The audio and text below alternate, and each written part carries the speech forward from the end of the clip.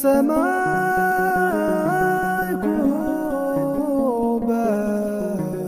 በሰማይ ስመ አብ ወወልድ ወመንፈስ ቅዱስ አሐዱ አምላክ አሜን። ዝተፈተኹም ናይ እግዚአብሔር ቤተሰብ ናይ ኑና ናይ ቅድስት ድንግል ማርያም ደቂ ሓደራ ብጎይታና ብኣምላኽና ብመድሓኒትና ብኢየሱስ ክርስቶስ ፍጹም ናይ ሰላምታ ቃል ከመይ ጸኒሕኩም? አሜን። ኣምላኽና እግዚአብሔር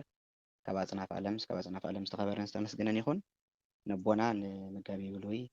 ወሃዲስ ኣቦና ኣባ ገብረ መስቀል እውን ቃለ ሕይወት ይስምዐልና። ሓቢርና ኩላህና ቃሉ ዘድምፅና እውን ቃለ ሕይወት ይስምዐልና። ካብዚ ብምቕጻል ዝሓለፉ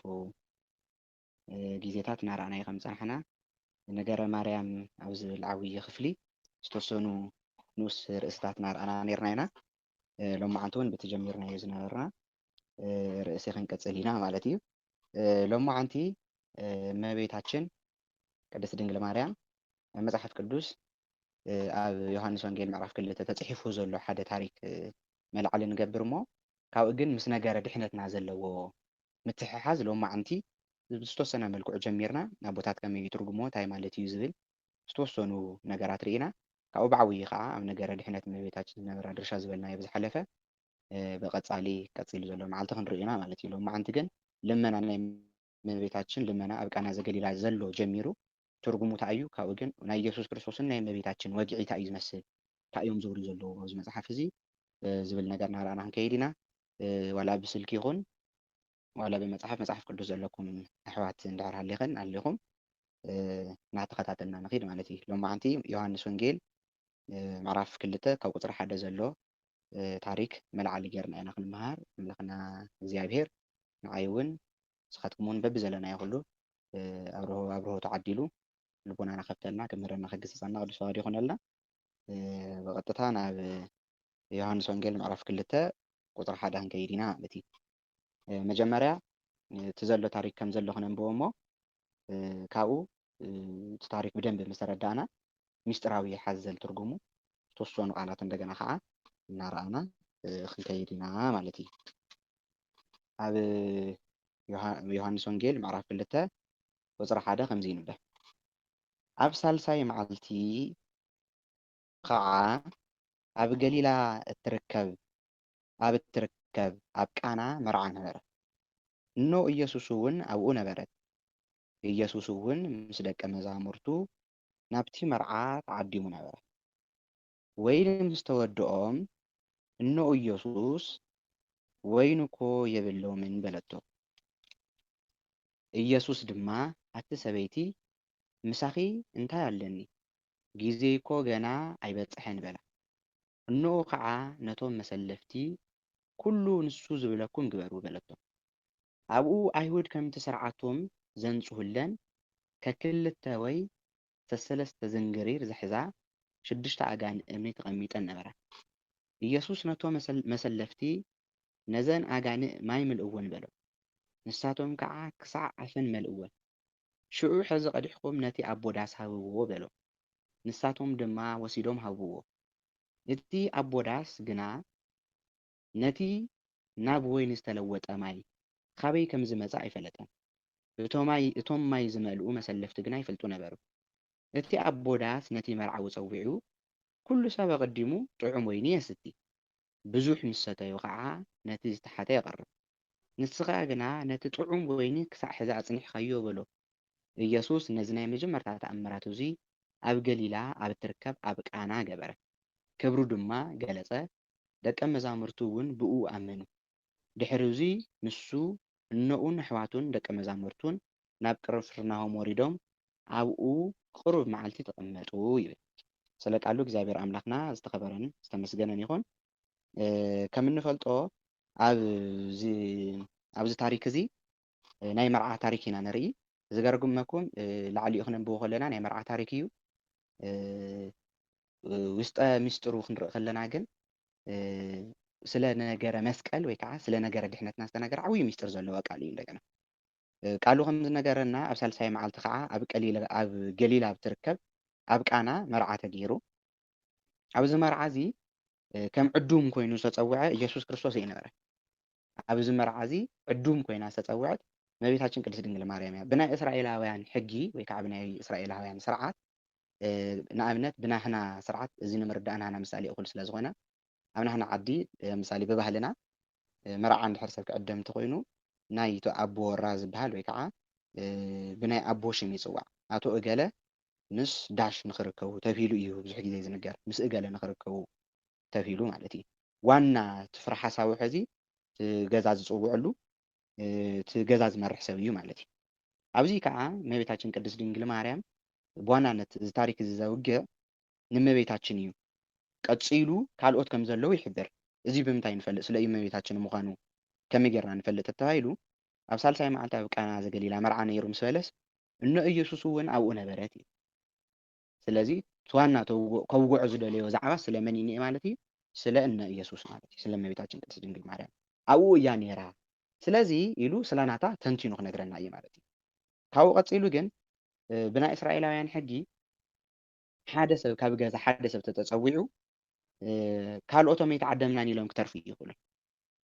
ሕጎም እንታይ ይእዝዝ ሰብኣይ ተፀዊዑ ምስ ሰበይቱ ምስ ደቁ ይኸይድ መምህር ተፀዊዑ ምስ ደቀ መዛሙርቲ ይኸይድ እዚ ሕጊ እስራኤላውያን እዩ ስለዚ እመቤታችን ቅድስት ድንግል ማርያም ምስ ተዓደመት ኢየሱስ እውን ተዓዲሙ ማለት እዩ ምክንያቱ ወዳ እዩ ኢየሱስ ቤኑ ከዓ ይኸይድ መምህር ስለ ዝኾነ ደቀ መዛሙርቲ እውን ኣለዎ ኢየሱስ ምስ ደቀ መዛሙርቱ ከዓ እዩ ደቀ መዛሙርቱ ናፍቲ መርዓ ተዓዲሙ ነበር ስለዚ እመቤታችን ተዓዲማ ብእመቤታችን ኢየሱስ ክርስቶስ እውን ብኢየሱስ ክርስቶስ ሃዋርያቱ እዚ ዝተባረኸ ሓዳር እዩ ማለት እዩ ኣደ ጎይታ ናይ ዓለም ፈጣሪ ኢየሱስ ክርስቶስ ናይ ዓለም መድሕን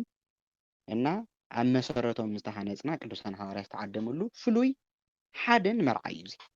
እመቤታችንን ኢየሱስ ክርስቶስን ደቀ መዛሙርቶም ኩሉ መሊኡ ዝሓዘ ማለት እዩ መጽሓፍ ቅዱስ ከነንብብ ከለና ከምዚ ዝመልአሉ መርዓ ኣይንረክብን ቀፂሉ ዘሎ ነገር እውን ከረድአና ዝደልዮ ነገር ኣሎ ኣብዚ መርዓ እዚ ግን ወይኒ ተወዲእዎም እዩ ኣብ ናይ ሕዚ ኣባና መርዓ ክንደይ ግዜ እዩ ዝግበር ተተባሂሉ ንሓንቲ መዓልቲ እዩ መርዓ ዝግበር ምናልባት ንወስኸሉ ድሓን እስኪ ሳልስቲ ገለ ዝበሃሉ መዓልትታት ተወሲኽናሎም 2 መዓልቲ ወይ 3 መዓልቲ ይኸውን ማለት እዩ ብናይ እስራኤላውያን በዓል ኣከባብራ ግን መርዕኦም ዝኽበር ብተኸታታሊ ን7 መዓልታት ብተኸታታሊ ን7 መዓልታት ከም ሓድሽ ንጎሆ ከም ሓድሽ መርዓ እናተገበረ ን7 ተኸታተልቲ መዓልታት ይኽበር ስለዚ መርዓ ተዓዲሞም ዝብል ዘሎስ እመቤታችንን ኢየሱስ ክርስቶስን ደቀ መዛሙርትን ዝኸዱ ኣብዛ መዓልቲ እዚኣ እያ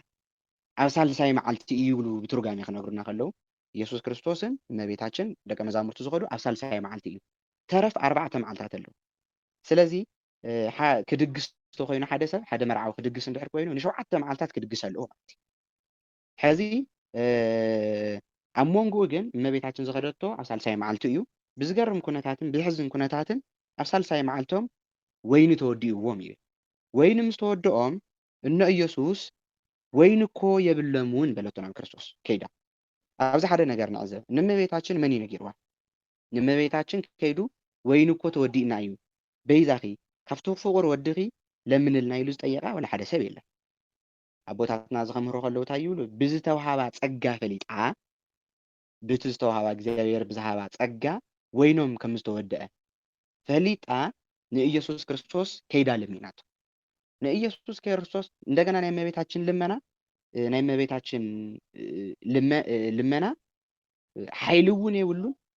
ኩራ እውን የብሉን ንጹህ ልመና ይባል ናይ እመቤታችን ከመይ ክንልምን ከም ዘለናስ እመቤታችን ትነግረና እንታይ ስለ ዝበለት ወይኑ ተወዲእዎም እዚ ብዝተውሃባ ፀጋ ፈለጠት ቅፅል ኣቢላ ናብ ክርስቶስ ቀሪባ ወይኑ እኮ የብሎምን ኢላ ብትሕትና ለሚና ወይኑ እኮ የብሎምን ንዓስኪ ወይኒ ሃቦም ኣይበለትን ትእዛዝ የገበረቶ ኩራ እውን ኣይኮነን ወይኑ እኮ የብሎምን ማለት እንታይ ማለት እዩ ወይኒ ሃቦም ወደይ ዝብል ትርጉም ኣለዎ ኣብዚ ተማሊእናዮ ክንከይድ ዝግባእ ነገር ግን እንታይ ኣሎ እመቤታችን ብዝተውሃባ ፀጋ ፈሊጣ እያ ብዝተውሃባ ፀጋ ወይኑ ከም ዝተወድኦም ፈሊጣ ነገር ግን ኩሉ ነገር ትፈልጥ እያ ግን ማለት ኣይኮነን ኣብዚ ብጣዕሚ ክነስተውዕሎ ሰባት እውን ዝጋገየሉ ሓደ ዛዕባ ስለ ዘሎ ርኢናዮ ክንሓልፍ ኣለና ማለት እዩ ናይ ፍጥረትን ናይ ፈጣርን ናይ ምፍላጥ ክእለት ፈሊጥና ክንከይድ ኣለና እግዚኣብሔር ብባህሪኡ ፈላጥ እዩ ምንም ዝስወሮ ነገር የለን ፍጥረታት ክንብል መላእክቲ ሓዊሱ ቅዱሳን ሰባት እመቤታችን ሓዊሱ ኩሎም ቅዱሳን ንሕና እውን ካብ ፍልጠት ብተከፍሎ ኢና ንፈልጥ ሐዋርያው ቅዱስ ጳውሎስ እንታይ ይብል ካብ ፍልጠት ከፊለ እየ ዝፈልጥ እዩ ካብቲ ክንፈልጦ ዝተዋሃበና ንባዕሉ ዘይንፈልጦ ይንፈልጦ ዘይንፈልጦ ንኣብነት ዘይንፈልጦ እንታይ እዩ ማንም ክፈልጦ ወላ መላእክ ምንም በቃ ካብ እግዚኣብሔር ወፃኢ ካብ ባዕሉ ካብ እግዚኣብሔር ወፃኢ ክንፈልጦ ዘይግባእ ነገር ኣሎ ዶ ተባሂሉ እወ እንታይ ተባሂሉ ባሕሪ እግዚኣብሔር ክንፈልጥ ይንኽእል እግዚኣብሔር ካበይ መፅኡ ዝብል ነገር ሕዚ ክንፈልጥ ይንኽእልን ብእምነት እንቕበሎ እዩ ማለት እዩ መርሚርና ክንፈልጥ ይንኽእልን ሓዋርያው ቅዱስ ጳውሎስ እንታይ ኢሉ ካብ ፍልጠት ከፊልና ኢና ንፈልጥ ካብቲ ክንፈልጦ ዋላ ዝተዋሃበ ካብቲ ዝተፈቐደ ፍልጠት ስለዚ መጽሓፍ ንኣብነት መጽሓፍ ቅዱስ ክንፈልጦ ተዋሂብና ካልኦት ነገራት እውን ካብዚኦም ግን ፍልጠትና ብዝተወሰነ መልክዑ እዩ ብዙሕ ዝቐረየና ነገር ዘሎ እዩ ማለት እዩ እዚ ንመላእክቲ እውን ዝውክል እዩ ንእመቤታችን እውን ዝውክል እዩ ከመይ ንኣብነት መጽሓፍ ቅዱስ ይነግረና ዶ ማለት እመቤታችን ብዝተዋሃባ ጸጋ ፈሊጣ እያ ኢና ንብል ዘለና ኣብዚ ነገር ግን ዘይትፈልጦም ካልኦት ዛዕባታት ክህልዎ ከም ዝኽእሉ ግን መጽሓፍ ቅዱስ ይነግረና ማቴዎስ ወንጌል ክነንብብ ከለና ሰለስተ መዓልቲ እመቤታችን ኢየሱስ ክርስቶስ ገና ህፃን እናሃለየ ምስ ዮሴፍ ኮይኖም ሰለስተ መዓልቲ ጉዕዞ ተጓዒዞም ሰለስቲኡ መዓልቲ ግን ኢየሱስ ክርስቶስ ምስኦም ይነበረ ናብ ቤተ መቅደስ ተሪፉ እዩ ነገር ግን ምስኦም ዘሎ መሲልዎም ምስ ተጓዒዞም ሲኢኖምዎ ምስ ሰኣንዎ ንሰለስተ መዓልቲ ኣሊሾምዎ እዩ እንዲኦም እመቤታችን ብጣዕሚ ተጨኒqa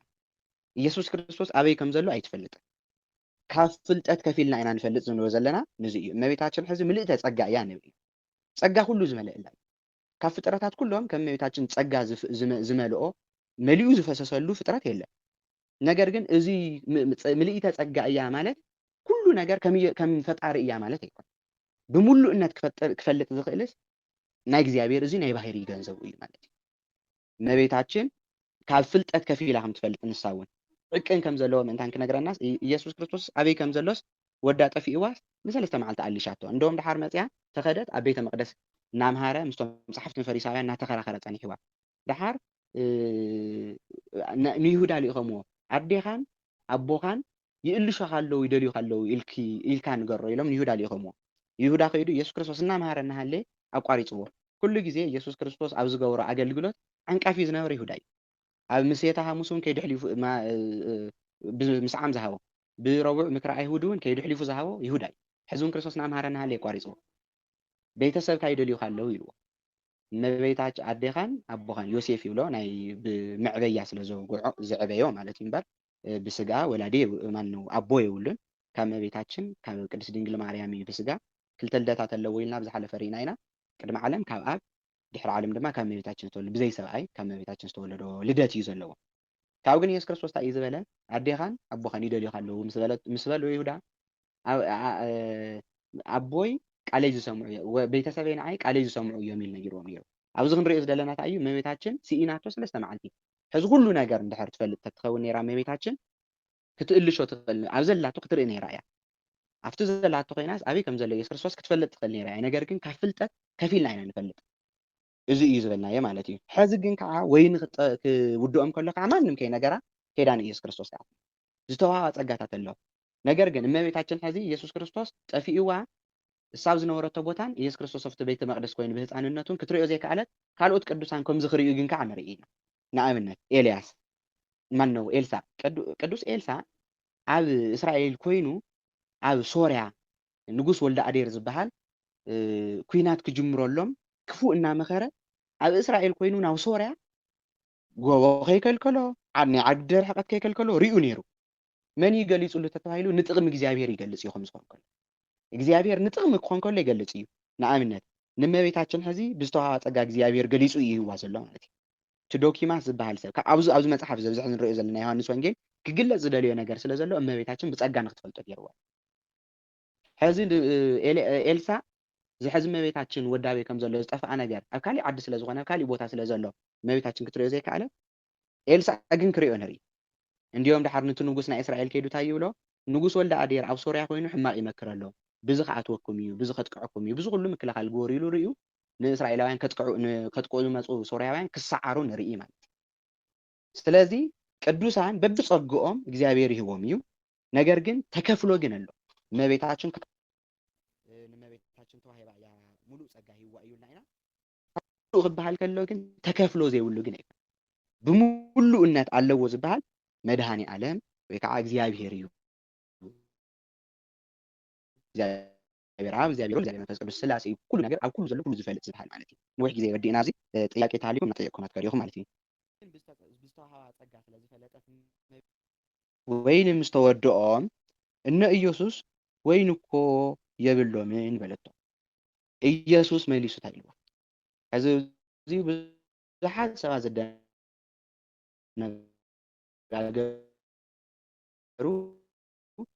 ኣብዚ ቃል እዚ ናስተውዕልኩም ንኽእሉ ወይን እኮ የብሎምን ኢና ንጹህ ልመና ትልምኖ ዘለ ሃቦ ወይን እኮ የብሎምን ማለት ሃቦ ማለት እዩ ኢየሱስ ድማ መሊሱ ታይልዎ ናስተውዕሉ ሚስጥራዊ ትርጉም ዳሕርና ረኣና ከይኒ ኣቲ ሰበይቲ ምሳኺ እንታይ ኣለኒ ግዜ እኮ ገና ይበፅሕ ንበል ኣስተውዕሉ ወላ ኣነ ልሳይ ኣቲ ሰበይቲ ምሳኺ እንታይ ኣለኒ ግዜ እኮ ገና ይበፅሕ ንበል ሕዚ ብዙሓት ሰባት እዛ ቃል እዚኣ ሒዞም እንታይ ኢሎም ናይ ሕሳት ቃል እዩ ተነጊሩ ኣቲ ሰበይቲ ከም ኢሉ ገይሩ ይፅዋዓ ቢያንስ ካሊእ ነገር ተቐርአ ኣደይ ወላዲተይ ገና እዩ ግዜ እኮ ይበፅሕ ምሳኺ እንታይ ደለኒ ክብላ ይኽእል ነይሩ እዩ ኢሎም ዝናገሩ ሰባት ኣለዉ እዚኣቶም መፅሓፍ ቅዱስ ዘይተረድኡ እዮም ኣቦታትና ብስነ ስርዓት ብግልፂ ገይሮም ኣሚጦም ኣለዉ ኣቲ ሰበይቲ ዝብል ትርጉምስ ብሰፊሑ ተተንቲኑ እዩ መፅሓፍ ቅዱስ ክንሪኦ ኢና ሓዝዋ ኣቲ ሰበይቲ ዝብል ቃል ንምንታይ እዩ ተጠቒሙ ብሱሩ ዝብል ነገር ክንሪኦ ኢና ኣቲ ሰበይቲ ምሳኺ እንታይ ኣለኒ ግዜ እኮ ገና ይበፅሕኒ ሓደ ናይ ሕስረት ቃል ኣይኮነን እንታይ ይብሉ ብትርጓሜ ኣቲ ሰበይቲ ማለት ብናይ እስራኤል ቋንቋ ብእስራኤላውያን ብሂብሩ ስለዝተፃሓፈ ብዕብራይስጥ ስለዝተፃሓፈ መፅሓፍ ቅዱስ ናይ ክብሪ ቃል እዩ ኣደዋይ ከም እንብሎ ንሕና እነዋይ ወላዲተይ ኢልና ከም እንፅውዖ ብናታቶም ቋንቋ ኣቲ ሰበይቲ ዝብል ናይ ትሕትና ቃል ሓደ ኣቲ ሰበይቲ እንታይ ኣለኒ ግዜ እኮ ገና ይበፅሕኒ ኢልዋ ክቆፅል ግዜ እኮ ገና ኣይበፅሐን ኢልዋ እንታይ እዩ ግዜኡ ዘይበፅሑ ወይኑ ዶ ተወዲኡኒ እዚ እውን ተመሊስና ስለ ነገረ ድህነት ክንርኢ ኢና ንግዜኡ ግን ሕዚ ተወድኦም ነገራት እንታይ ይብሉ ብትርጓሜ ግዜ እኮ ገና ይበፅሕን ማለታሲ እቲ ወይኒ መሊኡ ይተወድአን እንጥፍጣፊ ነይሩ ኣብ ታሕትስ ኣብቲ ዒትሮ ኣብቲ ስዋ ዝቕመጠሉ ዒትሮ ዝተወሰነ ኣብ ታሕቲ ዘይፀፈፈ ገና ስለ ዝነበረ ግዜ ገና ይበፅሐን ይወዳእ ንሱ እውን ምክንያቱ ኣብኡ ከሎ ንምንታይ ዘይቕይሮ ድሓር ማይ ምልእዎን ኢሉ ማይ መሊኡ ቀይርዎ እዩ ንምንታይ ሕዚ ግዜ ገና ይበፅሐን ይብል ኣሎ ሚስጥራዊ ትርጉም ኣለዎ ግን ቃላዊ ትርጉም መፅሓፋዊ ትርጉም ንሪኦ ከለና ሓደ ኣይተወድአን ነይሩ ኣብታ ንእሽተን ዝቐረየታ ማይ ምልእዎ ተዝብሎም ነይሩ ማይ ናብ ወይኒ ቀይርዎ ዘይኮኑ ዝብሉስ እቲ ዝነበረ ወይኒ ኣብዚሕዎ ከይብሉ ዝነበረ ወይኒ ምብዛሕን ማይ ናብ ወይኒ ምቕያርን ክልተ ዝተፈላለዩ ነገራት ስለ ዝኾነ ኢየሱስ ክርስቶስ ከዓ ማይ ናብ ወይኒ ቀይርዎ ኢና እምበር ኣብዚሕዎ ይንብልን ስለዚ ግዜ ገና ይተወድአን ማለት እንጥፍጣፍ ኣለዎ ንእሽተን እሙስ እውን ሓንኪኹ ይወዳእ ማለት እዩ ኣቲ ሰበይቲ ምሳኺ እንታይ ኣለኒ ሰበይቲ ዝብል ቃል ከ ንምንታይ ተጠቒሙ ኣቲ ሰበይቲ ንምንታይ በላ ናይ ሓደ ናይ ትሕትና ኢልና ካልኣይ ግን ዝገርመኩም ነገር ሲ ኦሪት ዘፍጥረት ክነንብብ ከለና እዚ ቃል እዚ ንረኸቦ ዲያብሎስ ብተመን መሲሉ ንኣዳምን ሔዋንን ኣስሒትዎ ታሪኹ ንምሕፃር ዝኣክል ካብኡ ግን እግዚኣብሔር ንሰለስቲኦም ረጊምዎም ንኣዳም እንታይ ኢልዎ ብኣኻ ዘርአኻ ክርገም እዩ ምድሪ ብኣኻ ክትርገም እያ ብፃዕርኻ ብጋዕርኻ ክትወልድ ኢኻ ኢልዎ ንሔዋን ክረግም ከሎ ከዓ እንታይ ኢልዋ መሲልኩም ካባኺ ብፃዕሪ ብጋዕሪ ክትወልዲ ኢኺ ይብላ እሞ ንተመን እውን ብከብድኻ ክትከይድ ኢኻ ኢሉ ይነግሮ ካብኡ ግን እንታይ ይብሎ ንስኺ ንተመን ማለት እዩ ንስኺ ርእሲ ርእሱ ክትቅጥቅጥ እዩ ኢኺ ይብለና ንትተመን ንስኺ ንሳ ርእሲ ርእሱ ንትተመን ክትቅጥቅጦ እያ ንሱ ከዓ ነታ ሰበይቲ ተመን ከዓ ነታ ሰበይቲ ሸኾና ኣኽነኽሳእ እዩ ግልፂ ድዩ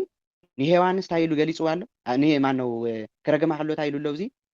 ሔዋን ንተመን ርእሲ ርእሱ ክትቅጥቅጦ እያ ርእሱ ርእሱ ክትቅጥቅጥ እዩ ኢልዎ ነቲ ተመን ክናገሮ ከሎ ከዓ እንታይ ኢሉ ንሱ ከዓ ነታ ሰበይቲ ሸኾና እግራ ክነኽሳእ ኢልዋ ሰበይቲ ተቢላ ዝተጠቐሰተላ እዚ ብቐጥታ ዝተነገረ ስለ ሔዋን ዘይኮነ ርእሲ ዲያብሎስ ብመስቀል ወዳ ጌራ ዝቐጥቀጠት ንእመቤታችን ዝተነገረ እዩ ሰበይቲ ኢሉ ገሊፅዋ ዝነበረት ኣብ ብሉይ ኪዳን ወይ ከዓ ኣብ ኦሪት ዝተነገረላ ትንቢት እመቤታችን ንምዃና ምእንታን ከረግፅስ ሕዚ ሰበይቲ ብዝብል ቃል ተጠቒሙ ማለት እዩ ብርእሲ ክትቅጥቅጥ እዩ ኢኺ ማለት ብመስቀል ወዳ ብመስቀል ገይሩ ክቅጥቅጦ እዩ ርእሱ ማለት ንዚ ከዓ ንዲያብሎስ ምስዓሩ የረድእ ሰበይቲ ዝተባሃለት ከዓ እመቤታችን ምዃና ምእንታን ከረድእሲ ኣብ ብሉይ ኪዳን ሰበይቲ ተባሂላ ዝነበረት ሸኾና ክነኽሳእ እዩ ተባሂሉ ዝተነገረላ ድንግል እመቤታችን ምዃና ከረድእ ስለ ዝደለየ ኣቲ ሰበይቲ ኢሉ ፀዊዕዋ ስለዚ እዚ ማለት ብብሉይ ኪዳን ተፀዊዓ ዝነበረት ሰበይቲ ትንቢት ዝተነገረላ ሰበይቲ ዝተባሃለትስ እሳ ምዃና ከረድእ ስለ ዝደለየ ኣቲ ሰበይቲ ኢልዋ ካብኡ እንደገና ከዓ እዚ ንግግር እዚ ዝገርመኩም ኢየሱስ ክርስቶስ ቅድሚ ሕዚ ዝገበሮም ዝነበሩ ተኣምራት ኩላቶም ካብ ህፃንነቱ ጀሚሩ እስካብ ዓብዪ በተለይ መፅሓፍ ቅዱስ ክንርኢ ከለና ኩሎም ዝገበሮም ተኣምራታት ብሕቡእ ዝገበሮም እዮም። ኣብ መንገዲ ክሓልፍ ከሎ ሕሙም የጋጥሞ ይፍውስ፣ ቤተ መቅደስ ክኸይድ ከሎ ወይ ብቻ ኣብቲ ዝነበሮ ናይ ኣገልግሎት ሰዓቱ ዝፍውሰሉ እዩ እምበር ሕብረተሰብ ተሰብሲቡ ብኣደባባይ ኩሉ ሰብ ተሰብሲቡ ዝገበሮ ተኣምር ናይ መጀመርያ ተኣምር እዚ እዩ። ኣብ ኩሉ ሰብ እሳ ወላዲቱ ምዃና እታ ሰበይቲ ተቢላ ዝተነገረላ ብትንቢት ኣምላኽ ትወልድ እያ ዝተባሃለት ድንግል ንሳ ምዃና ኢየሱስ ክርስቶስ ኣብ ህዝቢ ይገልፅ ኣሎ ማለት ብብሉይ ኪዳን ሰበይቲ ዝተባሃለትስ ንሳ እያ ክብል ኣቲ ሰበይቲ ኢሉ መሊሱ ፀዊዕዋ ምሳኺ እንታይ ኣለኒ ማለት ምሳኺ እንታይ ክርክር ዶለኒ እዩ እንታይ ባእሲ ዶለኒ እዩ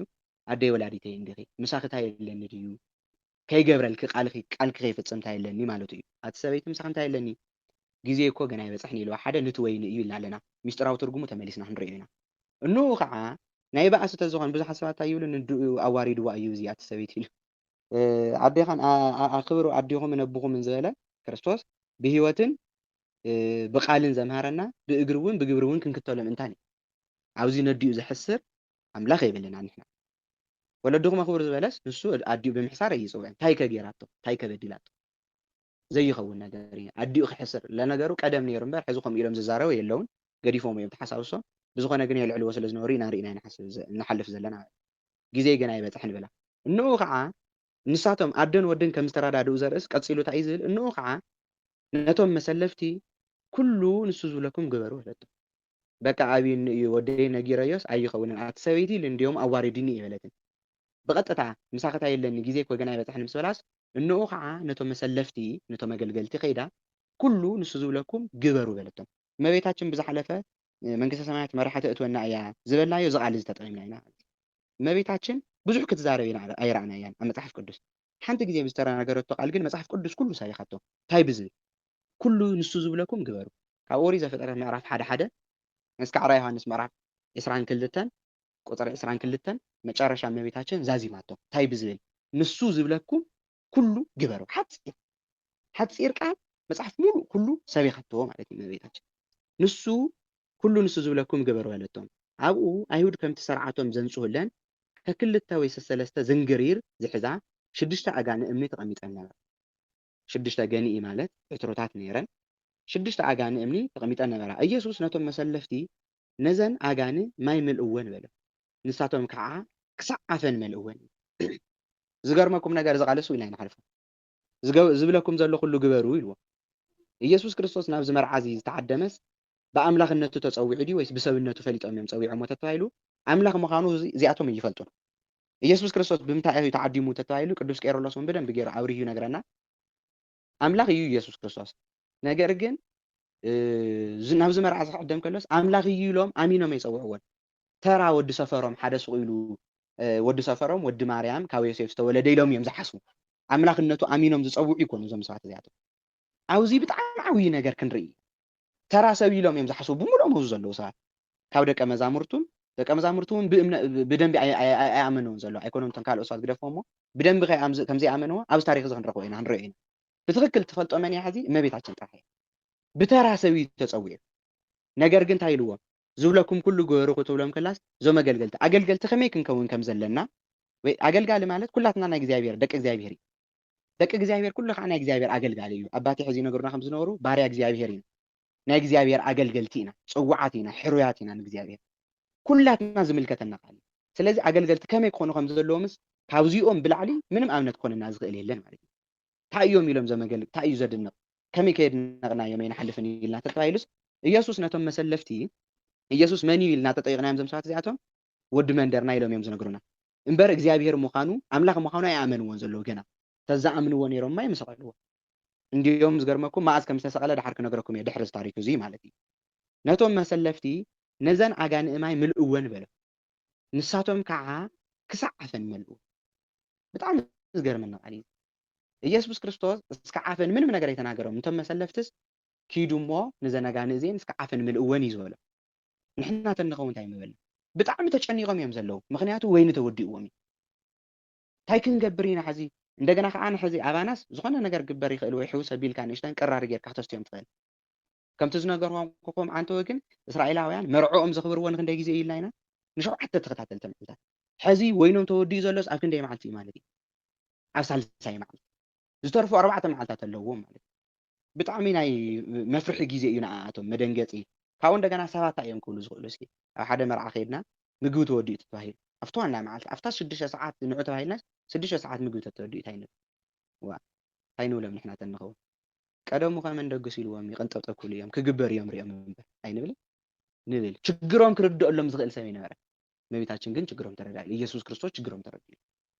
ተረዲኦምሎም ማለት ቀፂሎም እንታይ ኢሎም ምልእወን እዞም መገልገልቲ እዚኦም ብጣዕሚ ፍታት ምዃኖም ዝገርመኩም ዘን ኣጋን እዚኣተን ማይ እስካዓፈን ምልእወን ንሕና ተኮይና እንታይ ንብል ወደይ ከመይ ዓይነት ደፋር ኢኻ ንሕና ዝተጨኒቕናስ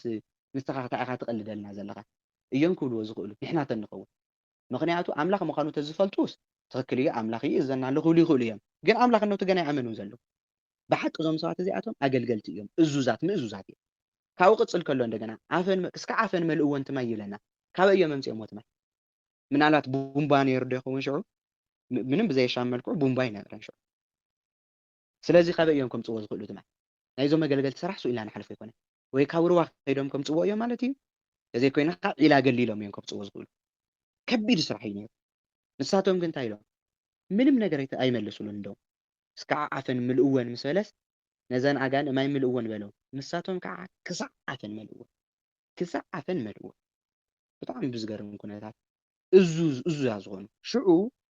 ቀፂሉ ዘሎ ነገር ከዓ ብጣዕሚ የገርምና እዚኦም ሽዑ ሕዚ ቀዲሕኩም ነቲ ኣቦዳስ ሃብዎ በሎ ኣብዚ ሓደ ታሪክ ትዝ ይብለና ወዲያው ምስ ቀየሮስ ኢየሱስ ክርስቶስ ኣይጣዓሞን በዓሉ እውን ንሳቶም እውን ጣዕሙ ይበሎም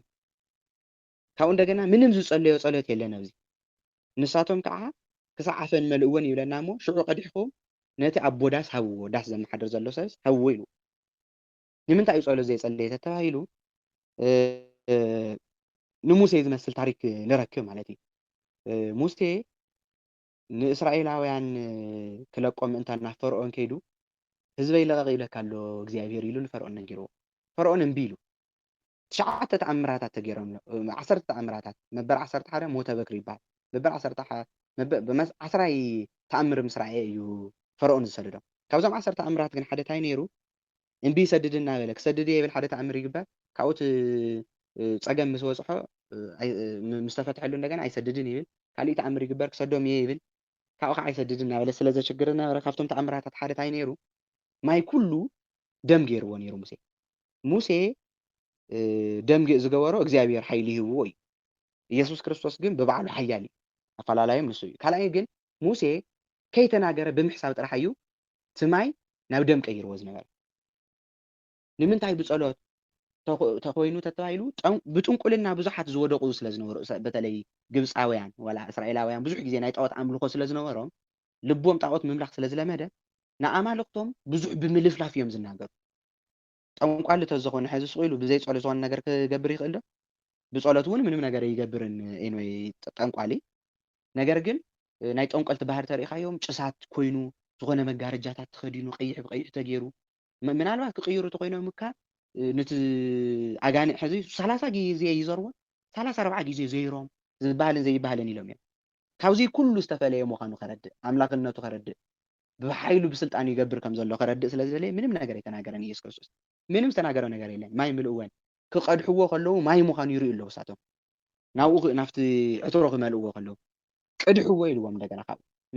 ወዲያው ናፍታ ገንኢ ምስ መልእወን ቀድሕወን ኢልዎን ሽዑ ግዜ ወሰደ ቀዲሕኩም ነቲ ኣቦዳስ ሃብዎ በል ካብኡ እንደገና ከዓ ናይዞም መገልገልቲ ሕዚ እውን ኣድናቆት ኣለና ሕዚ እውን ከመይ ካብ ርሑቕ ቦታ ከይዶም መምፅኦም ናብኡ እንደገና ገሊቢጦም ካብኡ ምንም ነገር ከይጸለየ ቀዲሕኩም ከይዳሃብዎ ክብሎም ከሎስ ንሕና ተንደኹም እንታይ ንገብር እዚ ሰብኣይ ዝጥዕና ኣለዎ ድዩ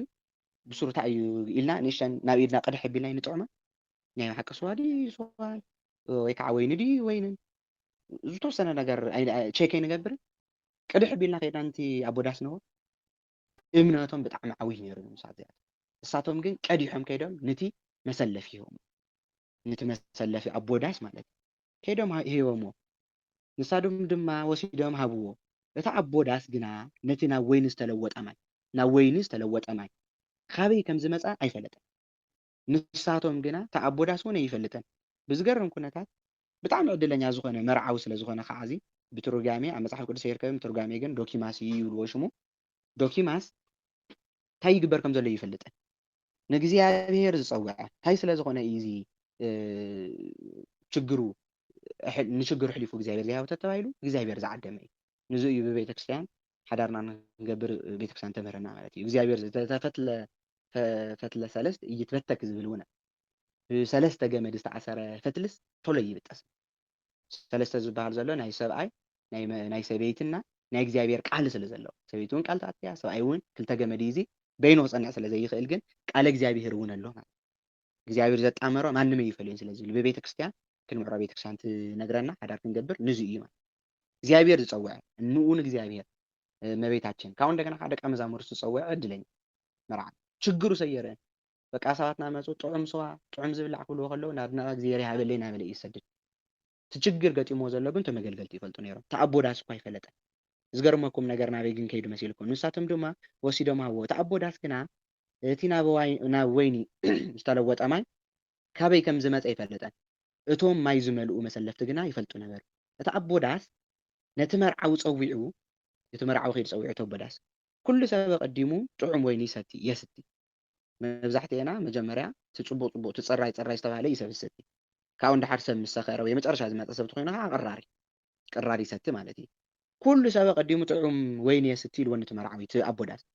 ብዙሕ ምስ ሰተዩ ምስ ሰኸሩ ከዓ ነቲ ዝተሓተ የቐርብ ቅራር ማለት እዩ።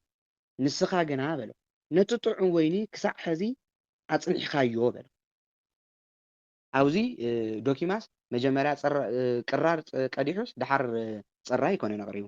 እተን ኣለዋ ንዝብለን ፅራይ ዝነበረኦ ይቕሪቡ። ሰብ እውን ቅድሚ ኢየሱስ ክርስቶስ ማይ ናብ ወይኒ ምቕያሩ እቲ ዝነበረ ስዋ ጥዒምዎ ጥዑም ስዋ ጥዑም ወይኒ ናበለ እዩ ነይሩ። ነገር ግን ኢየሱስ ክርስቶስ ምስ ዝቐየሮ ወይኒ ክረአ ከሎ ግን ተዓንተ ወሰተይዎ ስዋስ ቅራር ኢሉ መፂፅዎም ሕማቅ ጥዕምዎ ማለት ገሪምዎ ከመይ ጌርካ ከምዚ ጌርካ ኢሉ ትመርዓው ከታ ኢሉ ይመልስ። ሕዚ ዝምልሶ ነገር ኣለዎ ድምን ዝፈልጦ ነገር የብሉን። እግዚኣብሔር ገመና ሓባእ እዩ፣ ችግር ሓባእ እዩ። እምነትኩም ኣብ እግዚኣብሔር ገበሩ ትብለና ቤተ ክርስቲያን መፅሓፍ ቅዱስ ዝብለና ንዙ እዩ ማለት እምነት ናብ እግዚኣብሔር ዝገበረ ሰብ ብእግዚኣብሔር ዝለመነ ሰብ ኩሉ ግዜ ችግር ክበፅሐና ከሎ ግዜ ኣይኮናን ክንልምንን ክነመስግንን ዘለና ፅቡቅ ክንረክብ ከለና ኣይኮነን ክነመስግን ዘለና ኩሉ ግዜ ክኾን ኣለዎ። ንግሆ ንምሸት ኩሉ ግዜ ዳዊት ሒዝካ ቁም ናይ ስራሕ ሰዓት ከሕልፍካ ኣይኮንኩን ዝብል ዘሎ እግዚኣብሔር ምምስጋን ተመስገን ዝብል ቃል እውን ካብ ልቢ እትኮይኑ እኹል እዩ። ከዘይ ኮይኑ ሓፂር ፀሎት ትርጓሜ ኣቡነ ዘበሰማያት ዝማረ ኢየሱስ ክርስቶስ ሓፂር ፀሎት ንምንታይ እዩ ምሂሩ ተባሂልኩም ክንድቅስ ክንትስእ ክንከይድ ኣብ ዝኾነ ቦታ ኮይና ክንፅልዮ ምእንታይ ስለዚ እግዚኣብሔር ክንፅውዖ ትምሳና ዝኽተል ንዓና እውን ዝቕድመና እግዚኣብሔር ክንፅውዖ ንሱ ክሓልፈልና ምእንታን ኩሉ ግዜ ክንፅውዕ ኣለና ማለት እዩ። ዶኪማስ ቀዲሙ ንእግዚኣብሔር ስለ ዝፀውዕ ኢየሱስ ክርስቶስ ንእመቤታችን ደቀ መዛሙርቱ ስለ ዝፀውዕ እዩ ገመንኡ ተሸፊኑ ዘሎ ማለት እዩ። ምናልባት ተዋሪዶም ተዝኾኑ ነይሮም ሰብታ ይኽእሉ ዘይዓቕሞም ገይሮም ኩሉ ግዜ የሸማቕቆምን ዘይዓቕሞም ቀንጠብጠብ ክብሉ ሰብ ክገብር እዮም ዳኣኾኑ ምናልባት ድሓንሺ ፀገም በፅሕዎም ሓደ ሃፍታም ሰብ ሸፊኑሎም ተዝኾኑ ካብ ካሊእ ቦታ ዋላ መፅኡ ይሸፍነሎም እሞ ሂወቶም ሙሉእ እናተሳቀቁ ይነብሩ ሕዚ እውን እቲ ሰብኣይ ብዝርኣዮም ቆፅራ ኣነ ተዘይመርዐካ እኮ ኣነ ከምዚ ኢለ ተዘይበፅሐልካ እኮ እናበለ እዩ ዘሽማቅቆ። እግዚኣብሔር ግን ከምኡ እዩ። ናይ እግዚኣብሔር ናይ ርህራሄ ጫፍ እስካዕ ክንድዚ እዩ ዝገብሮ ነገር ምልስ ኢሉ እውን የርእየና ንእግዚኣብሔር ካባና ምስጋና ዝደሊ እውን ኣይኮነን። ነገር ግን ንሕና ኩሉ ግዜ ንእግዚኣብሔር ስለዝገበረልና ስለዘይገበረልና እውን ንልምኖ ኩሉ ፅቡቅ ዘይክኸውን ይኽእል ስለዘይገበረልና ነገር ሕማቅ ነገር ክኸውን ስለዝኽእል እሱ እውን ስለዘይገበረልና ነገር እውን እግዚኣብሔር እናመስገና ኢና ክንከይድ ዝግብአና ማለት እዩ። ነቲ ኣቦዳስ ከይዱ ጠይቕዎ ኩሉ ሰብ ቀዲሙ ጥዑም ወይኒ እዩ ዘምፅእ ብዙሕ ምስ ሰተየ ከዓ እቲ ዝተሓተ የቐርብ ንስኻ ግና ነቲ ጥዑም ወይኒ ክሳብ ሕዚ ኣፅኒሕካዮ ብሎ ኢየሱስ ነቲ ናይ መጀመርታ ተኣምራት ህዝቢ ኣብ ገሊላ ኣብ ትርከብ ኣብ ቃና ገበረ እዩ። ኢየሱስ ክርስቶስ ንመጀመርያ ግዜ ዲ ተኣምራት ዝገይሩ አንተ ከምቲ ዝነገርኩም ብኣደባባይ ስለ ዝገበሮ እዩ ናይ መጀመርያ ተኣምር ተባሂሉ ዘሎ ማለት እዩ። እምበር ቀዲሙ ብዙሕ ተኣምራት ገይሩ እዩ። ድውይ ፈዊሱ እዩ፣ ሙተ ተሲኡ እዩ፣ ብባሕሪ ከይዱ ብዙሕ ነገር ገይሩ እዩ። ንምንታይ ዳ እዩ መፅሓፍ ቅዱስ ናይ መጀመርያ ተኣምር ገይርዎ ዝብለና ዘሎ? ኢየሱስ ነዚ ናይ መጀመርታ ተኣምራት ህዝቢ እዩ ኣብ ቃና ኣብ ትርከብ ኣብ ገሊላ ብትርከብ ኣብ ቃና ገበረ ዝብለና ዘሎ ብኣደባባይ ህዝቢ እናርኣየ ገይሩ ዝገርመኩም ነገር ሕዚ ናብቲ ሚስጥረ ስጋዊ ክብሩ ድማ ገለጸ ኩሉ ክገብር ከም ዝኽእል ኣብ ቅድሚ ህዝቢ ገለጸ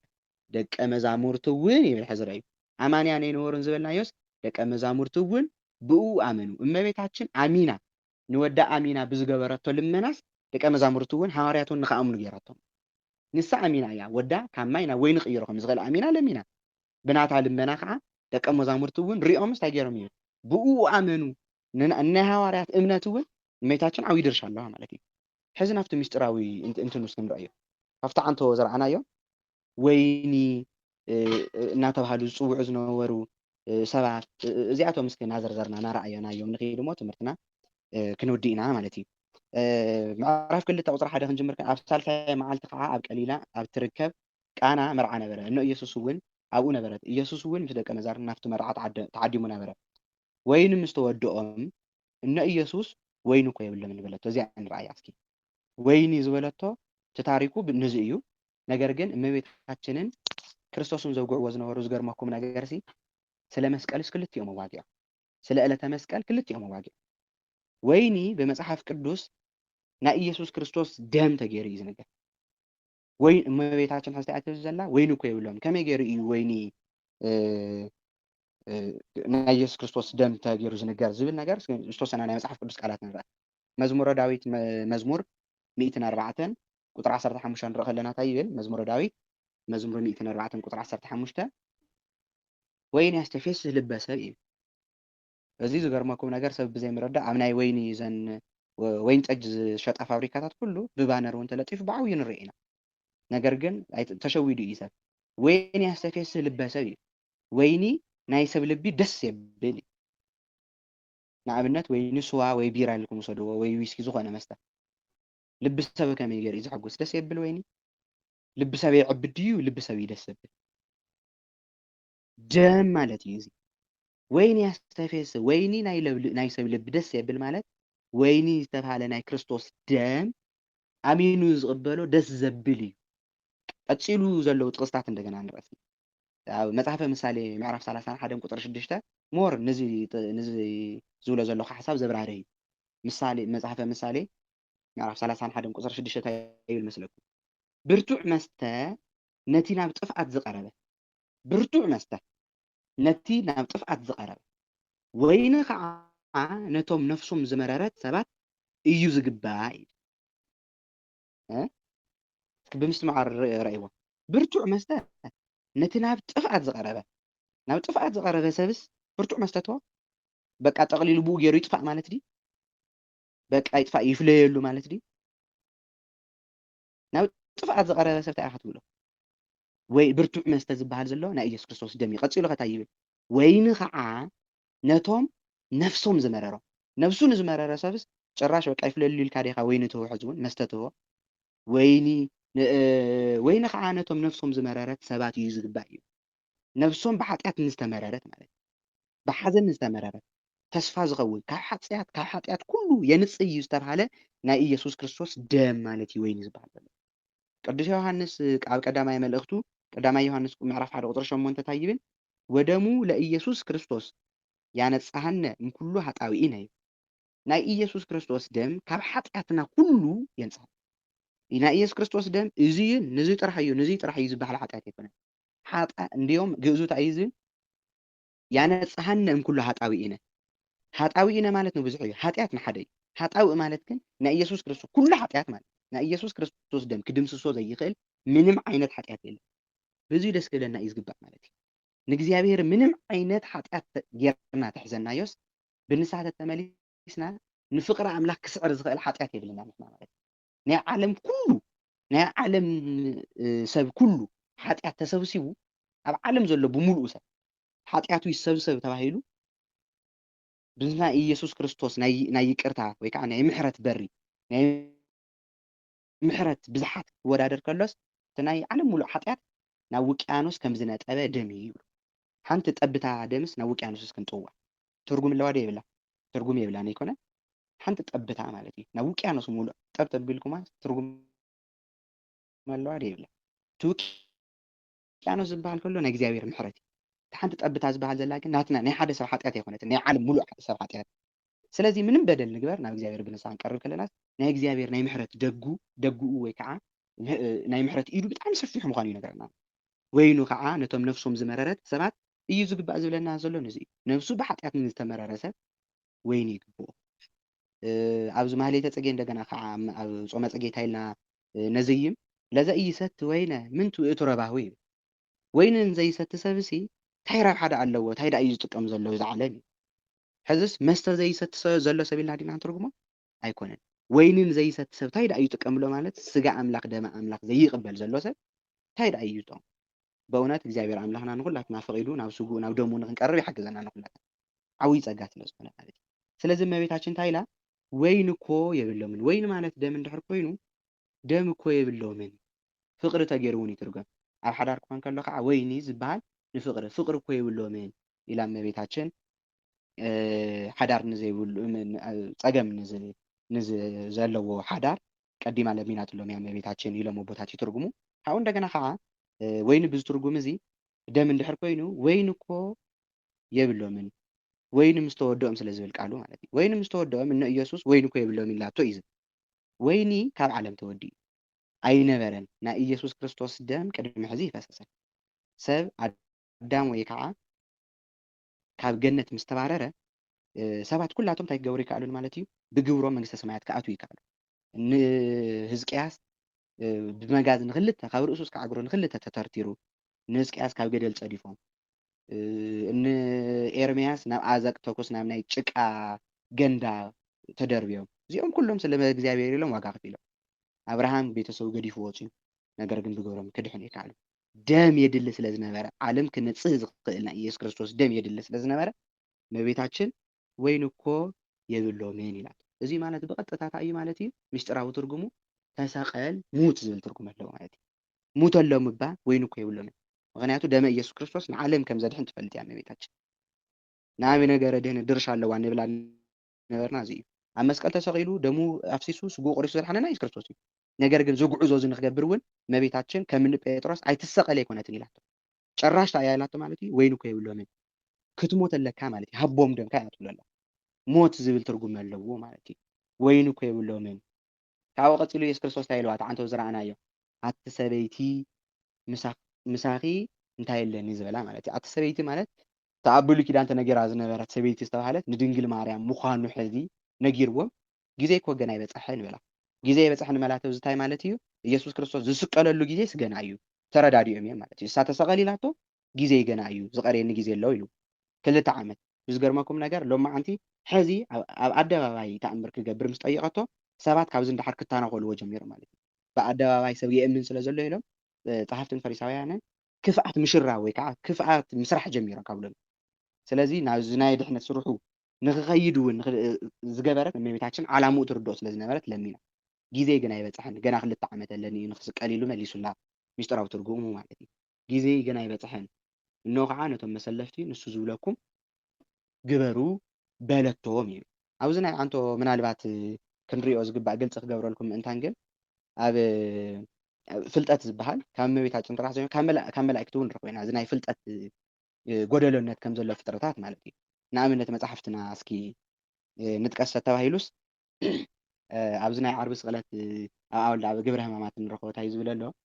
ኢየሱስ ክርስቶስ ምስ ተሰቐለሲ ሚካኤልን ገብርኤልን ይፈልጡ ነይሮም። ዝገርመኩም ገብርኤል ሰብ ናይ ምዃን ብስራት ነጊሩ እዩ ንኢየሱስ ክርስቶስ ንእመቤታችን ነጊሩ ኣይኮነን። ገብርኤል እዩ ዘብሰራኩ ወዲ ክትወልዲ ክስሙኒ ኢየሱስ ክትብሉ ይሄ ዝበላ ልደቱ ብሲሩ ስቕለቱ ግን ኣይፈለጠን። ዝገርመኩም ሚካኤል እውን ኣይፈለጠን። እንዲኦም እዚ ሪኦምስ ኣብ ስቕለቱ ሰዓት ሪኦም ሚካኤል ኣርመመ ወገብርኤል ተደመ ይብል ክርስቶስ ኣምላኽ ዝሰቐለት ዓለም እንታይ ዓይነት ሰባት እዮም ኢሎም ገሪምዎም ሚካኤል ኣርመመ ሚካኤል ጸጥ ኢሉ በቃ ገሪሙ እንታይ እዮም ዝገብሩ ዘለዉ ኣምላኽ ዶ ይስቀል ኢሎም ሰቂሎም ናቱ ትሕትና ናይ ሰባት ጭካኔ የሪኦም ማለት እዩ። ሚካኤል ኣርመመ ወገብርኤል ተደመ ገብርኤል እውን ተገሪሙ ጣ ሚካኤል ስቁ ኢሉ ገብርኤል ተገሪሙ እዩ። እንደውም ኣብ ዓርቢ ስቕለት ዝተጨደደ ናይ ቤተ መቅደስ መጋረጃ ኣሎ ይኮነ ንክልተ ዝተጨደደ ገብርኤል ብዝነበሮ ሰይፍ ኣልዒሉ ንዓለም ከጥፍእ ምስ በለ እደ እግዚኣብሔር ከልኪላቶ እዩ። ንዓለም ከጥፍእ ኢሉ ነይሩ ዓለም እዛ ዋጋ የብላን ዓለም ጎይታ ዝሰቐለት ዓለም ኢሉ ከጥፍእ ክብልስ ናይ እግዚኣብሔር ቸርነት ዕደግ ኢላቶ ግደፍ ክትከላኸለል የደልን ምክንያቱ ዓለም ከድሕን ዝመጻኹ እየ እምበር ነቲ ናይቲ ቤተ መቅደስ መጋረጃ ዝቀደደስ ቅዱስ ገብርኤል እዩ ብሰይፉ ማለት እዩ ኢሎም ኣቦታትና ይንገሩና። ዝገርመኩም እቲ መጋረጃ እንደገና ከዓ እመቤታችን ኣብ ቤተ መቅደስ ኮይና ምስ ደናግለ እስራኤል ተኻፊላ ዝሰርሐቶ መጋረጃ እዩ ንክልተ ተጨዲዱ። ሕዚ ኣብ ቤተ መቅደስ ክንከይድ ከለና ኣብ ዝኾነ ናይ ቤተ ክርስቲያን መድረኻት ክንከይድ ከለና መጋረጃ ንክልተ ዝቅደድ ዝምሳሌ ዝተገይሩ እዩ እምበር ናብ ሓደ ገፁ ወይ ፀጋም ወይ ንየማን ክዝርጋሕ እውን ይኽእል ነይሩ እዩ። ዝምሳሌ ዝተገይሩ ግን ንክልተ ይጭደድ ማለት እዩ። ሚካኤልን ገብርኤልን ኣይፈለጡን ነይሮም ማለት እዩ። ካብኡ እንደገና ከዓ ዝገርመኩም ናይ ፍልጠት ወሰን ከም ዘሎ ፍጥረታት ዓንቶ ናይ እመቤታችን ርኢና ኢና ሕዚ ናይ ሚካኤልን ገብርኤልን ርኢና። ካብኡ እንደገና ከዓ ናይ ካልኦት መላእክትስ ዘይፈልጡ ነይሮም ዶ ተባሂሉስ ጭራሽ ናይ ክርስቶስ ስቕለት ጥራሕ ዘይኮነስ ብስሩ ሰብ ምዃኑ ኢየሱስ ክርስቶስ ዘይፈልጡ መላእክቲ እውን ነይሮም ኢሎም ይነግሩና። መን እዮም እዞም መላእክቲ እዚኣቶም ተባሂሉስ ብነገድ መላእክቲ 10 ነገድ እዮም ዝኽፈሉ ካብቶም 100 ነገድ ዝብሎም ዘይኮናስ ብሃይላት ኣጋእዝቲ ስልጣናት መናብርት ኣጋእዝቲ እናተባሃሉ ዝኸዱ ኣለዉ። ካብዚኣቶም ካብቶም 10 ናይ ኢየሱስ ክርስቶስ ሰብ ምዃን ዘይፈልጡ መኳንንት ዝበሃሉ መላእክቲ ነይሮም። እዚ ኣብ ቅዳሴና ተስታውሱ እንድሕር ኮንኩም ኢየሱስ ክርስቶስ ንሰማይ ክዓርግ ከሎስ ጆም መላእክቲ እዚኣቶም እይፈልጡን ስለ ዝነበሩ ቅዱስ ገብርኤል ክፈትዎ ኢልዎም። ተስታውሱ ተኾንኩም ኣብ ቅዳሴ ቅድሚ እግዚኦ ምባልና ዲያቆን እንታይ ይብል እዩ? አርህዎ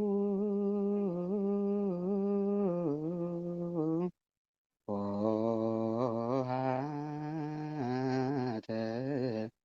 መኳንንት ዝብል ቃል ኣሎ ይኮነ? አርሁ ሆሃተ መኳንንት መኳንንት ዝበሃሉ ናይቶም መላእክቲ ናይቶም ነገድ ሽሚ መኳንንት በርኹም ክፈትው ይልዎም ቅዱስ ገብርኤል። መሊሶም ሳቶም እንታይ ይብልዎ? መኑ ውእቱ ዝንቱ ንጉሰ ስብሐት ይብሉ። መን እዩ መን እዩ እቲ ዝመፅእ ዘሎ ንጉሱስ መን እዩ? መሊሱ ቅዱስ ገብርኤል እንደገና አርሁ ሆሃተ መኳንንት ይብሎ። ንሕና ብዜማ ንብሎ ሕዚ ማለት እዩ። መኳንንት ናይ ምንታይ ጥያቄ እዩ? ኣምላኽ እናመፀና ሃልዩ በርኹም ክፈቱ። በሪ ሃልይዎ ኣይኮነን ይነግሮም እዩ ዘሎ ሰማይ በሪ ሃልይዎ ዝዕፀ ዝኽፈት ኮይኑ ይኮነ ስጋዊኡ ግን ይነግሮም ኣብ ዕርገት ግዜ ክርስቶስ ክዓርግ ከሎ ማለት እዩ። አርሁ ሆሃተ መኳንንት እንደገና ይብሎም መኑ ውእቱ ኢሎም ይጠይቅዎ። መን እዩ እቲ ናይ ክብሪ ናይ ምስጋና ጎይታ መን እዩ? ሳልሳይ እንደገና አርሁ ሆሃተ መኳንንት ይጥይቁ ሳቶም ካብኡ እግዚአብሔር ውእቱ አምላከ ኃያላን ውእቱ እግዚአብሔር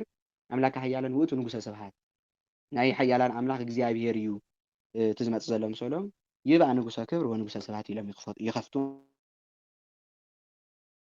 ምስጋና ጎይታ እንድሕር ኮይኑስ ይእቶ ኢሎም ይኸፍቱ ማለት እዩ እምበር ስጋዊኡ ዘይፈልጡ ዝነበሩ ቅዱሳን መላእክቲ እውን ኣለዉ ኢሎም ብኣቦታትና ይነግሩና። ናይ ካልኦት እውን ትንቢተ ዳንኤል ምዕራፍ 10 በዓሉ ከተንብብዎ ግዜ ምንታን ከይውድእ ትንቢተ ዳንኤል ምዕራፍ 10 ትንቢተ ዳንኤል ምዕራፍ 19 ክትንብቡ ከለኹም ተመሳሰልቲ ታሪካት ትረኽቡ ኢኹም። ናይ ገብርኤል ናይ ሚካኤልን ንግግር ትረኽብሎም ቃላት ኣለዉ። እዚኣቶም መንቢብኩም ክትርድኡ ትኽእሉ ኢኹም ማለት እዩ። ስለዚ እመቤታችን ደሙ ንክህብ ንኢየሱስ ክርስቶስ ወይኑ እኮ የብሎምን ኢላ ጠይቃቶ። ካብኡ እንድሓር ኣቲ ሰበይቲ ምሳኸ እንታይ የለኒ ኢልዋ። እዚ እንደገና ኣብ መፅሓፍ ቅዱስ ንረኽቦ ኢና ኣብ ቀዳማይ ሳሙኤል ምዕራፍ 17 ቁጥሪ 18 ክትሪኡ ከለኹም ቅዱስ ኤልያስ ናብታ ናይ ሰራፕታ ሰበይቲ ከይዱ ነይሩ። ካብኡ ግን ምስኣ ፀኒሑ ወዳ ኣጋጣሚ ኮይኑ ሞይትዋ። ቅዱስ ኤልያስ ምስ መጠስ ወዳ ሞይትዋ ኣጋጣሚ። ካብኡ እንታይ ኢላ ትጥይቆ? ኣታ ናይ እግዚኣብሔር ሰብ ኤልያስ ንወደይ ክትቀትል ሓጢኣተ እውን ንእግዚኣብሔር ክተተሓሳስብ ዲኻ መፂኻ ምሳኻ ዶ እንታይ የለኒ እዩ ኢላቶ። ኣታ ናይ እግዚኣብሔር ነቢ ምሳኻስ እንታይ የለኒ ፀርፊ ይኮነኒ ምሳኻ እንታይ በደል ደለኒ እንታይ ክርክር እንታይ ፀገም ደለኒ። እመቤታችን እውን ልክዕ ከምኡ ኢየሱስ ክርስቶስ እውን እንታይ ዝበላ ኣቲ ሰበይቲ ምሳኺ ዶ እንታይ የለኒ እንታይ ፀገም እንታይ ክርክር ዝበልክን ናይ ከይፍፅመልከስ እንታይ ክርክር ደለኒ እዩ ምሳኺ ክብል እዩ ዝነገራ ማለት እዩ። ኣብዚ ሓደ እንደገና ሓደ ቁም ነገር ሒዝና ክንከይድ ዝግባእ እንታይ እዩ መስተ ብዙሕ ሰብ ስለ ዝጠየቅዎ ርኢና ምንታይ ንሓልፍ ማለት እዩ። መስተ ብቤተክርስትያን እንታይ ከመይ እዩ ዝርአ ተባሂሉ ብሰለስተ ነገራት ከፊልና ክንሪኦ ንኽእል ኢና። መስተ ወይ ከዓ ዝስተ ነገር ብቤተክርስትያን ኣይተኸልከለን። ነገር ግን ዘይሰቲ ሰብ ዝተደነቀ እዩ። ኣስተውዕሉ። መስተ ብቤተክርስትያን ኣይተኸልከለን፣ ዘይሰቲ ሰብ ዝተደነቀ እዩ። ስኻር ግን ሓጢኣት። ምስታይ ኣይተኸልከለን፣ ዘይሰቲ ሰብ ዝተደነቀ እዩ። ዝሰክር ሰብ ግን ሓጢኣት እዩ። ስኽራን ሓጢኣት እዩ። ኣብ ማቴዎስ ወንጌል ምዕራፍ 11 ቁጥሪ 19 ንሪኦ ከለና ኣይኮነን ሰባት ግደፍዎ እሞ ኢየሱስ ክርስቶስ እውን መስተ ክሰተ ንሪኢና። ኣብ ማቴዎስ ወንጌል ምዕራፍ 11 ቁጥሪ 19 ኢየሱስ ክርስቶስ እንታይ ይብለው ቅዱስ ዮሐንስ ቅድሚ ሕዚ ዮሐንስ ከምቲ ትፈልጥዎ መስተ ከይሰቲ ተባሂሉ ተኸልኪሉ እዩ። ቅዱስ ገብርኤል ንዘካርያስ ዋላ ንኤልሳቤጥ ከብስሮም ከሎ እንታይ ኢልዎም ነይሩ? መስተ ከይሰቲ ዘስክር መስተ ከይሰቲ ተባሂሉ ተኸልኪሉ ነይሩ እዩ። ስለዚ መስተ ብዘይ ምስታዩ ዮሐንስስ ኣይሁዳውያን ይቃወምዎ ነይሮም ጸሓፍትን ፈሪሳውያን መስተ ይሰቲ ንዝኸመነ ቤል ፀየ ኢሎም ይከራኸርዎ መስተ ብዘይ ምስታይ ማለት እዩ። ኣብዚ ድሓር እንታይ ይብሎም ኢየሱስ ክርስቶስ ማቴዎስ ወንጌል ምዕራፍ 11 ቁፅሪ 19 ዮሐንስ መስተ ብዘይ ምስታዩን ጮማ ብዘይ ምብልዑን ስጋ እውን ይበልዕ ነይሩ ጮማ ብዘይ ምብልዑን ተቃዊምኩምዎ ኢየሱስ የሰው ልጅ ወዲ ሰብ ግን ይብል ወዲ ሰብ ዘሎ ንባዕሉ ኢየሱስ ክርስቶስ ወዲ ሰብ ግን ጮማ እናበልዐ መስተ እውን እናሰተየ ወይኒ እውን እናሰተየ መፅዩ ነገር ግን ንስኻትኩም ሰካራም ኢልኩም ኢሉ ክወቕሶም ንርኢ ኢየሱስ ክርስቶስ ሰኺሩ ይኮነን ግን ሰቲ ኣነ ሰትየ መፅየኩም እኒኹ ነገር ግን ሰካራም ትብሉን ኣለኹም ናይ ወይኒ ጠጅ ሰታይ እዮም ሰታይ ማለት ሰካራም ማለት እዩ ንሳቶም ዝብልዎ ዝነበሩ እንታይ እዩ ሎቱ ሰባት ንኢየሱስ ክርስቶስስ ሰታይ ይብልዎ ነይሮም ሰታይ ማለት ሰካራም ማለት ክብል ደልዮም ሰካራም የነበረ መስተ ግን ጥዒሙ ምዃኑ ባዕሉ እዩ ዝነገረና ኢየሱስ ክርስቶስ ወዲ ሰብ ግን መስተ እናሰተየ ወይኒ እዩ ዝነበረ ወይኒ እናሰተየ ዝብላዕ እናበልዐ ብምምፁ ትቃወምዎ ኣለኹም ክትሰቕልዎ ትደልዩ ኣለኹም ኢሉ ይግስጾም ንርኢ ማለት እዩ። ኣብ ቀጻሊ ሎማዓንቲ ዝተጀመረ ናይ ነገረ ድሕነት ቀፂሉ ዘሎ እንደገና ከዓ ብሰፊሑ ክንሪኦ ኢና ኣብ ሉቃስ ወንጌል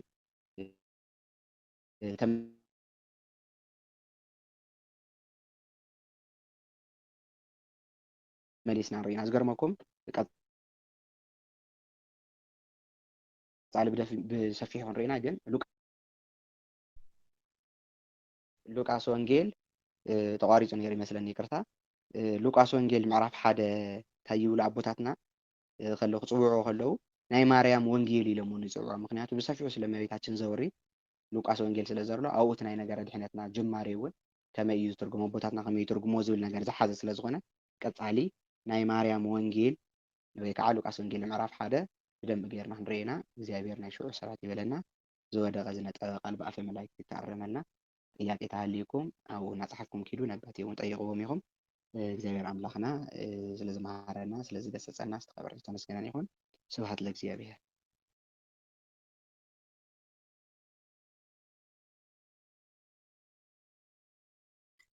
አሜን። ቃለ ሕይወት ይስማዕና ወርና እግዚአብሔር አምላክ በዕድሜ በጤና ይሕልወና እግዚአብሔር ጸጋ ይብዛሕልና ሽሙ ዞም መዝሙር ለንዝምር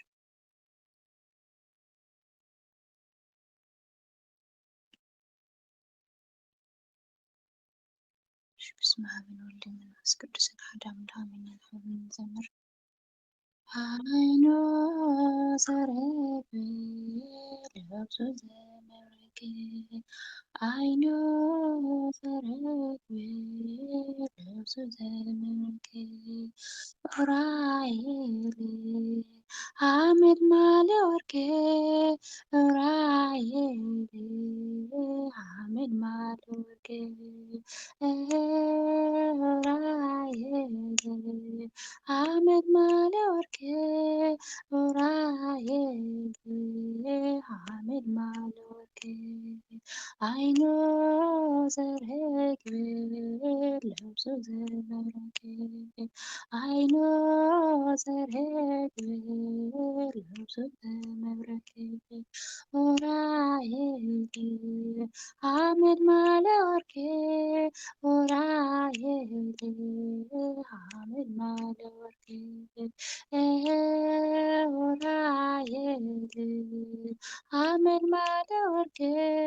ورايلي عامد مالي وركي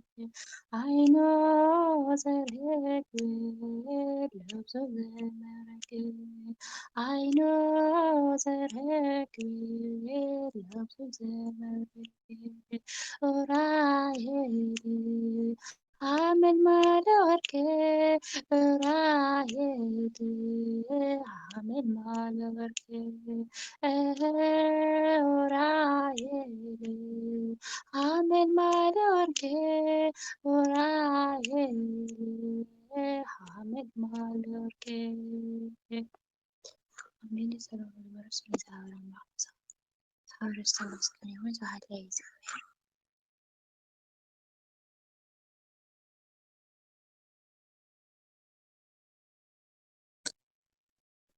مش هون يكون سمر قاليوت يسمعنا زمر كوانا ون زماري ملوت يسمعنا بدنب كم تكاتاتل زلهم እምነት እዩ ኣበርቲዕኩም ከዓ ክትቅፅሉ ማዕዳይ እዩ ማለት እዩ ነቶም ዘይሰምዑ ነተን ዘይሰምዓ እውን ክሰምዑ ምግባር ኣገዳሲ እዩ ምክንያቱስ ነፍትዋና ናይ ነገረ ድህነት መእተውና እየተርፈና እንድሕር ዝተወሰነ ግዛ ማለት እዩ ድሕሪ ቁርብ ያው ነገር ማርያም ያው ብሓፂር ስለዝኮነ ኣብ ቀፃልታት ክጠቃለል ይኽእል እዩና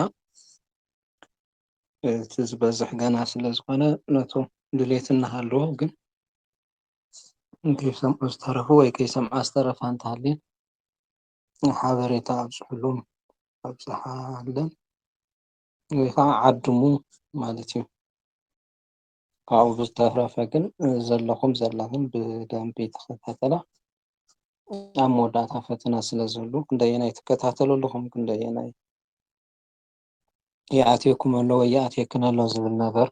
ክረአ ስለ ዝግብኦ ማለት እዩ ፈተና ክዳለ እዩ ምናልባት ኣብዚ እቲ ኮርስ ክወሃብ ከሎ ዘይኣትየኩም ዘይተረድአኩም ግር ዝብለኩም ነገር ክህሉ ከሎ ከምቲ ብቀዳም ዝበልክዎ ምሕታት ይከኣል እዩ ናፅነት ኣሎ ደስ ዝበለኩም ዘይተረድአኩም ዘይተረድአክን ሕቶ ኣልዒልክን እዚኣ ኣነ እዚኣ ኣይተረድአትን ከመይ እያ ማለት ክርስትያናዊ ባህሪ እዩ ካብ ኣቦታትና ካብ ሃዋርያት ዝወረስናዮ እዩ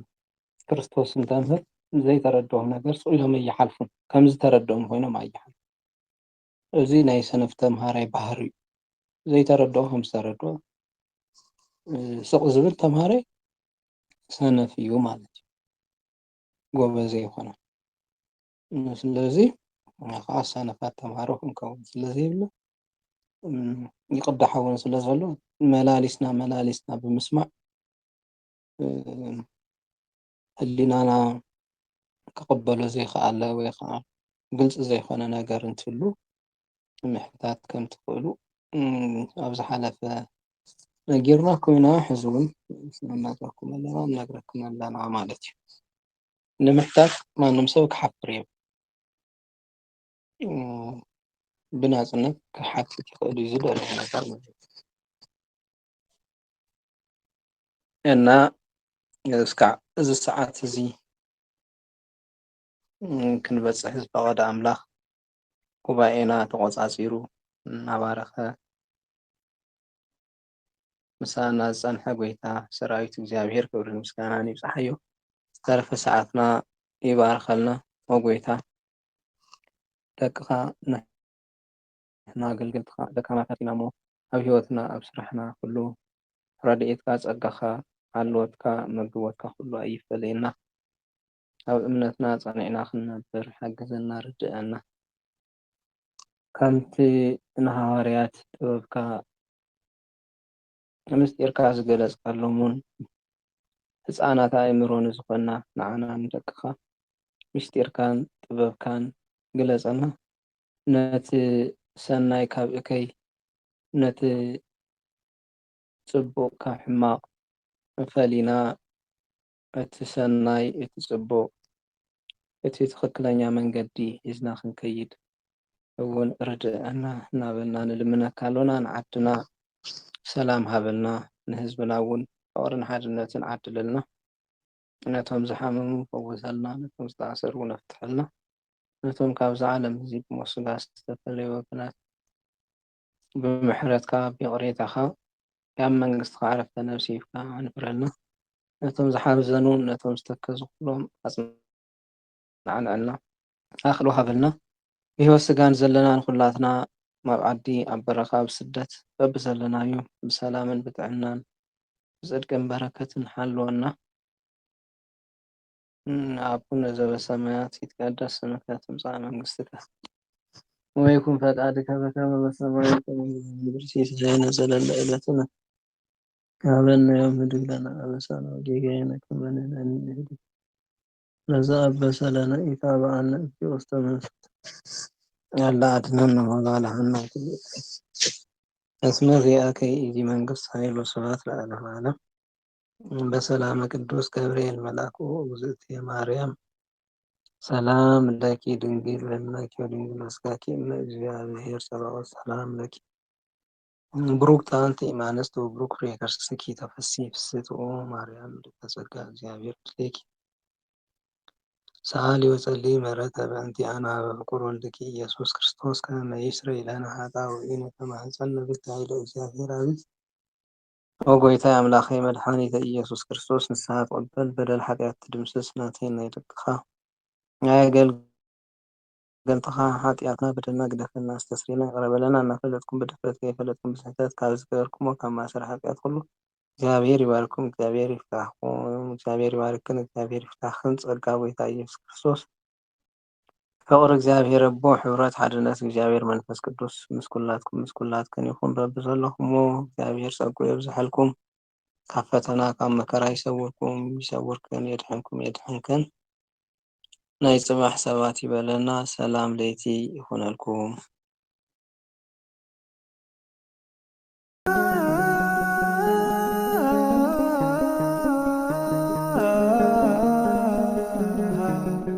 the summer